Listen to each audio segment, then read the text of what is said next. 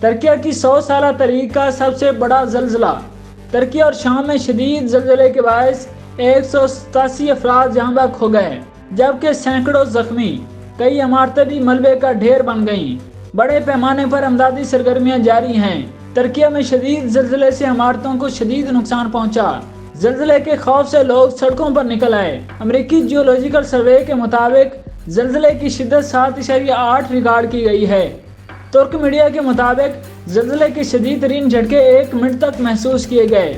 زلزلے کا مرکز ترکیہ سے 23 کلومیٹر جنوب میں تھا، جبکہ گہرائی 17.9 کلومیٹر تھی۔ زلزلے کے سبب خوفزدہ لوگ گھروں سے باہر نکل آئے۔ زلزلہ مقامی وقت کے مطابق رات 4:15 بجے آیا، جب بیشتر لوگ سوئے ہوئے تھے۔ ترکیہ میں زلزلے سے متاثرہ علاقوں میں امدادی کارروائیاں جاری ہیں۔ ریسکیو اداروں کی ٹیموں کے علاوہ مقامی افراد بھی ملبے تلے دبے افراد کو تلاش کر رہے ہیں۔ زلزلے سے کہرمان، عثمانیہ، ملاتیا، دیار بکر سمیت 10 شہر زیادہ متاثر ہوئے۔ ترک میڈیا کا کہنا ہے کہ شوکس ترکیہ کے وسطی علاقوں میں بھی محسوس کیے گئے، جن کی شدت 6.7 ریکارڈ کی گئی۔ آفٹر شوکس تقریباً 11 منٹ بعد محسوس کیے گئے۔